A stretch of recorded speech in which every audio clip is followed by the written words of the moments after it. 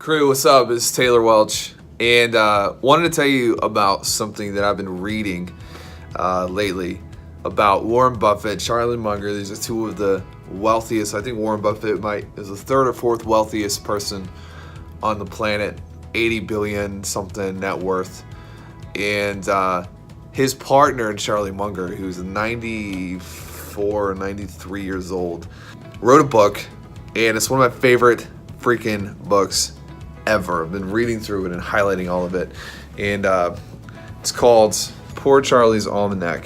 This 500 pages, massive book.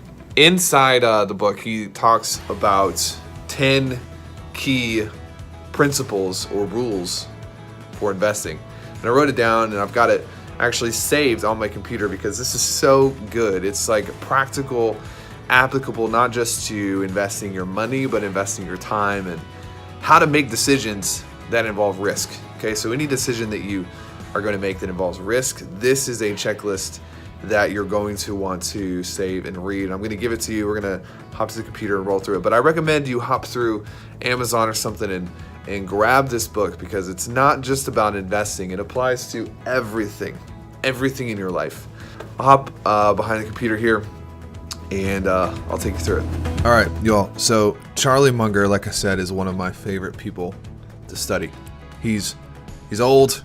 He's been through recessions and economic crises, and he's just smart. If you read his material, if you watch his videos, they call him the man with few words, and they joke around because most of the times when he'll be in a meeting or Warren will ask him any thoughts on that, he'll say, I have nothing to add. He doesn't say much, but when he does talk, the language is something that you want to write down and study. And so in his book, Poor Charlie's Almanac, he's got principles for investing, and this is how him and Warren both make investing decisions. This is their criteria. So I'm going to take you through them. All right. Number 1, risk. All investment evaluations should begin by measuring risk, especially reputational risk. This means that Charlie Munger and Warren Buffett actually care more about the risk to their reputation than they do about risk to their money, because you can always get money back.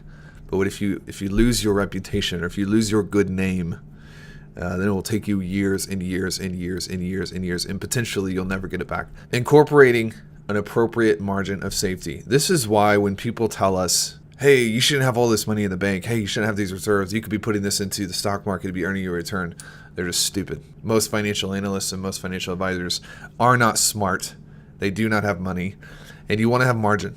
You want to have reserves in your business. Avoid dealing with people of questionable character. This is huge because a lot of times, even if a deal seems so good, perhaps too good to be true, if you cannot trust the character of the person that you're partnering with, call it off. Insist upon proper compensation for risk assumed. This means if you're going to put up most of the risk, you should be entitled to most of the reward. Always beware inflation and interest rate exposures and avoid big mistakes. Shun permanent capital loss. Big mistakes. These guys are obsessed with not losing money. They're not afraid to risk, but they make real sure that if they're going to risk something, then the chances of their loss is mitigated. All right, independence. Only in fairy tales are emperors told they are naked. Objectivity and rationality require independence of thought. Remember that just because other people agree or disagree with you doesn't make you right or wrong. The only thing that matters is the correctness of your analysis and judgment. This is huge. This is big. This is mega important because human beings have this mental fallacy where we rate the quality of a decision by the reaction of the crowd or the herd. And if people approve of what I'm doing, then it must be a good deal. If they don't approve of what I'm doing, then it must not be a good deal. In fact, one of Warren Buffett's quotes says, beware the investment activity that produces applause. Because most people do not understand, and they will not understand, and they won't be able to grasp the validity of decisions that you make. So make sure you're maintaining independence in how you think. Make sure your analysis is correct.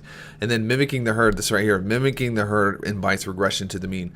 This means that if you copy what the majority of people do, then you're going to have the results that the majority of people have, which is obviously not good. Preparation. The only way to win is to work, and hope to have a few insights.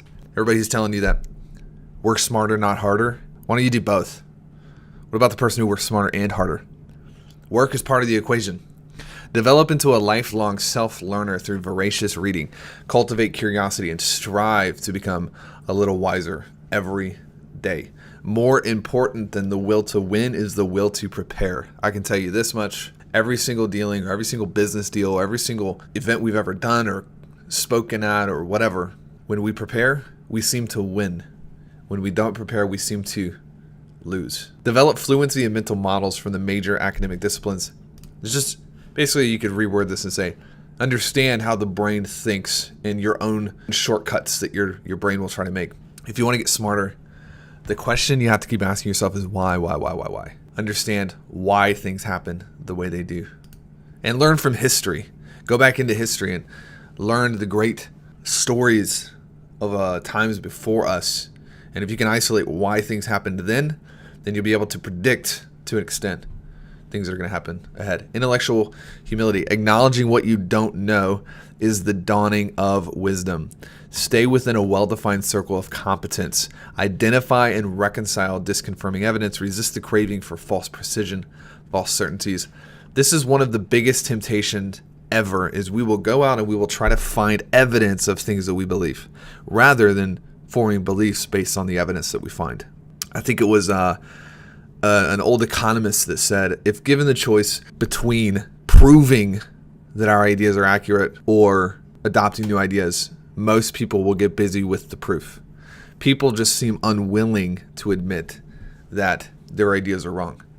Make your beliefs and ideas to be predicated on the evidence that you find. Above all, never fool yourself. Remember that you are the easiest person to fool. Analytical rigor. Use the scientific method and effective checklists to minimize errors and omissions.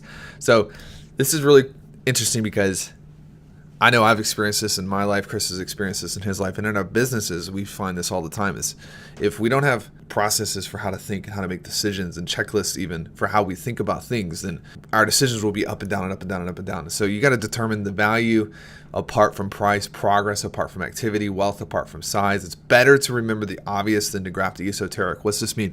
Fundamentals, fundamentals, fundamentals. It's amazing how much you can achieve and how much you can accomplish and how further ahead of everyone else you can get, not by doing crazy smart stuff, but just by not being stupid, by learning the basics and implementing the basics. Nobody wants to learn the basics. Everybody wants the advanced tactical, and they're all failing because of it. Invert. Think forwards and backwards. What this means is oftentimes the best way to solve a problem is actually to invert the problem and start at the end, reverse engineer your way back to the beginning. Allocation. Proper allocation of capital is an investor's number one job. Remember that highest and best use is always measured by the next best thing. Opportunity cost is something we talk about quite a lot, in that one of the biggest expenses in your business is opportunity costs, because people are doing things that don't make sense. And you're running around in circles and you're trying to get more clients and you're trying to build your business and you're trying to increase your revenue and you're doing all the wrong stuff. And it's not the highest and best use of your time, but you think it is because you refuse to learn from the people ahead of you. Okay, so this is the highest cost you're going to pay. We have clients who come in and they're doing $5,000 a month, and then within 120 days they're doing $2,000, $3,000, $4,000 a day, $50,000, $60,000, $70,000 a month. The opportunity cost is the difference between those two numbers. It's high. It's very high, and it's sneaky because it doesn't show up on your balance sheet, and your accountant doesn't find it because it's not a hard cost. It's the cost that you pay to be stupid. Okay. Good ideas are rare. When the odds are greatly in your favor, allocate heavily. Don't fall in love with an investment. Be situation dependent and opportunity driven. Patience. Resist the natural human bias to act. Einstein said, compound interest is the eighth wonder of the world, never interrupt it unnecessarily. This could be said for money, but it can also be said for activity. Nobody talks about the compound interest of your activities. Doing things day to day, the basics, not the esoteric, but the basics, there's a compound interest on that. Be alert for the arrival of luck. It's a great book by Jim Collins called Great by Choice, and he talks about luck. And everyone gets an equal measure of luck, but the wealthy capitalize on luck better than the unwealthy. So you got to be looking for the opportunities to take advantage of on a day-to-day basis. All right. Decisiveness. When proper circumstances present themselves, act with decisiveness and conviction. This is one of Warren's quotes. Be fearful when others are greedy, and greedy when others are fearful. You get a good opportunity, you got to jump on it. I can't tell you the amount of people that we've seen who see an opportunity and they have to think about it for 9 weeks, and boom, the opportunity is gone. And then they wonder why they're stuck. Look, when opportunity comes, be a killer and grab the opportunity and jump in with both feet. And most of the time, people aren't ready for opportunity because they're not prepared for opportunity. They don't know what they want. They don't know what it looks like. They don't have good checklists like we talked about up here. So you got to be ready. When you get the opportunity to grow your business, when you get the opportunity to work with someone, when you get the opportunity to invest in something, are you going to lose sometimes? Absolutely. Hell yeah, you're going to lose sometimes. But the amount of wealth and the amount of learning that you will win by being decisive far outweighs the amount of money you're going to lose in bad deals. And every time you lose, you learn something from it. Change, live with change, and accept unremovable complexity. Recognize and adapt to the true nature of the world around you. Don't expect it to adapt to you. Continually challenge and willingly amend your best loved ideas. The most successful people I know, they are not in love with themselves. They are not in love with their ideas. They are faster than anyone else at being able to change their ideas when someone presents them with evidence. Okay? Recognize reality even when you don't like it, especially when you don't like it. It does you no good to pretend that something is the way that it is when it's really not, just because you want it to be that way. That's dumb. Focus. Keep things simple. Remember what you set out to do. Remember that 2 things, reputation and integrity, these are your most valuable assets, and they can be lost in a heartbeat. It doesn't take much to lose your reputation. Guard against the effects of hubris and boredom. One of the most dangerous seasons of anybody's life is when they've just come through a major win, and all of a sudden they think they cannot lose. Don't forget that just because you won once doesn't mean that you're guaranteed to win all the times. Be cautious at times. Don't overlook the obvious by drowning in the minutia. Face your big troubles and don't sweep them under the rug. So this is his checklist. You know, he's saying here to build a checklist for the way that you think. Okay, build checklists here to minimize errors. This is Warren Buffett's and Charlie Munger's checklist for making decisions. I'm going to give it to you as a link in the description below this. I recommend that you copy it and put it somewhere that you can read it consistently. And one thing that I would add is this doesn't do you any good unless you get it into your thinking. A lot of people will read something and then it doesn't impact their decisions. So you got to make sure you read this enough, maybe every day for a bit, until you start recalling these lessons and these checklists when you start going into a new situation, making a new decision. It's really cool.